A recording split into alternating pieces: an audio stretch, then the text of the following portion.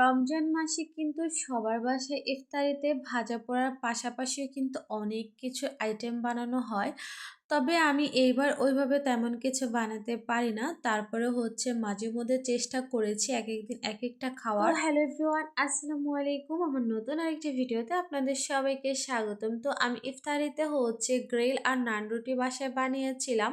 তো আমি ঘরোয়াভাবে যেভাবে বানাই সেটাই আজকে আপনাদের সাথে শেয়ার করব। অনেকদিন পর হচ্ছে আপনাদের সাথে আমার একটা রেসিপি শেয়ার করছি। তো এটা হচ্ছে বেশিরভাগ সময় আমার বাসায় বানানো হয়। আর এখন কিন্তু এই খাবারগুলো কম বেশি সবাই বানাতে পারে। তবে আমি যেভাবে বানাই সেটাই আপনাদেরকে দেখাবো।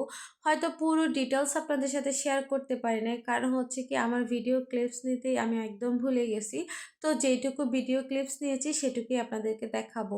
তো আমি নান রুটি বানানোর জন্য হচ্ছে প্রথমে ডোটা বানিয়ে নিয়েছিলাম। তো ডোটা অনেকটাই ফুলেছে সেটা আপনারা অবশ্যই দেখেছেন। তারপরে ডোটাকে ভালোভাবে মধ্যে লেচির মতো কেটে নিয়ে তারপরে রাউন্ড শেপ করে হচ্ছে এগুলোকে আমি রেডি করে রেখেছি।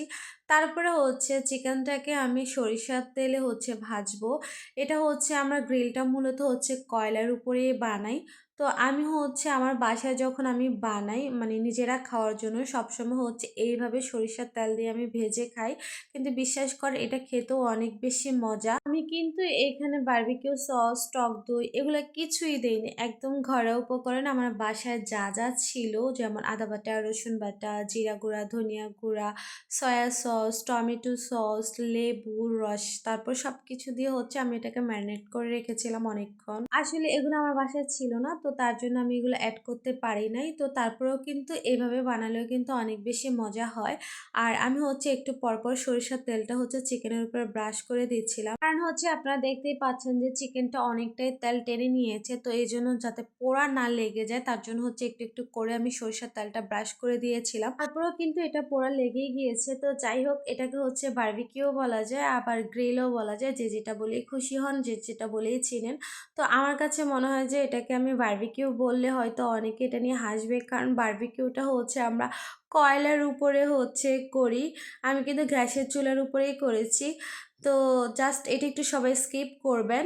দেন হচ্ছে আমি এখানে মানে নান রুটিটা বানাচ্ছিলাম, আর এবারে নান রুটিটা হচ্ছে আমি তাওয়াতে বানাচ্ছি। কারণ হচ্ছে আমি তাওয়াতেই বানাই, তবে হচ্ছে একটু লবণ পানি দিয়ে বানালে হচ্ছে কি নান রুটিটা অনেক বেশি ভালো হয় দেখতে। ইফতারে যেহেতু সময় হয়ে গিয়েছে, তো তার জন্য আমি একটু তাওয়াতে একদম মানে মিডিয়াম হিটে ভেজে নিয়েছিলাম।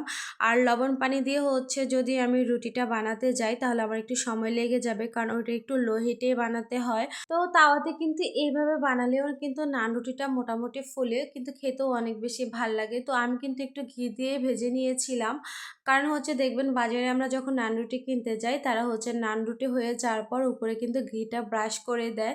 তো আমি হচ্ছে একেবারেই দিয়ে দিয়েছি। তো দেখেন আমি একটু দেখাই যে আমি লবণ পানি দিয়ে এটা কীভাবে বানাই।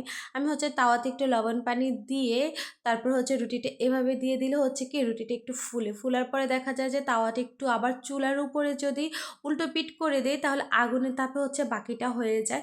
তো আসলে ওইভাবে আমি করি নাই, ওভাবে করতে গেলে একটু লেট হয়ে যাবে। তো তার জন্য হচ্ছে আমি আপনাদেরকে হচ্ছে এভাবে তাওয়াতে ভেজেই দেখাচ্ছি। তো সবগুলো রুটি ভাজা হয়ে গেলে আমি হচ্ছে এখন একটা একটা করে হচ্ছে এগুলাকে কেটে নিব। আর এত পরিমাণে গরম ছিল আমি একদম হাত বসাতে পর্যন্ত পারিনি। তো সবগুলো রুটিকে হচ্ছে আমি এভাবে 4 পিস করে কেটে নিয়েছি। তো দেখেন আমার রুটিগুলো কাটা হয়ে গিয়েছে।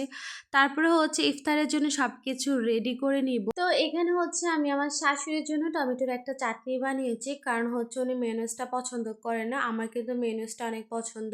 তো আমার জন্য হচ্ছে আমি একটা মুরগির ডিম দিয়ে হচ্ছে মেয়োনিজ বানিয়েছিলাম। তো সবকিছু বানানো হয়ে গেলে আমি পরে ঘড়িতে দেখলাম যে কয়টা বাজে, পরে দেখলাম যে মাত্র আর মানে 10 মিনিট আছে। তো তাড়াতাড়ি সবকিছু গুছিয়ে টেবিলে নিয়ে আসছিলাম। তবে এইবারে ইফতারে হয়তো ওইভাবে আমি আমার শাশুড়িকে তেমন কিছু খাওয়াতে পারি নাই। তো উনি হচ্ছে আমার হাতের এই যে নান রুটি, তারপরে হচ্ছে গ্রিল বলেন আর বারবিকিউই বলেন মুরগির, আর হচ্ছে এটার একটা চাপও আমি বানাই। উনি হচ্ছে অন্যান্য ফাস্ট ফুড আইটেম তেমন একটা পছন্দ করে না, একটু বিরিয়ানি, তারপর হচ্ছে বিরিয়ানির থেকে হচ্ছে এই খাবারগুলো একটু বেশি পছন্দ করে। হয়তো এখন আর আগের মতো ওইভাবে কোনো কিছুই বানাই খাওয়াতে পারি না। তো আমাকে মাঝে মধ্যে বলে যে কি খাওয়া শিখাইছি, এখন আর বানাইও খাওয়াই না। তো আসলে এই কথাগুলো শুনলে অনেক বেশি খারাপ লাগে।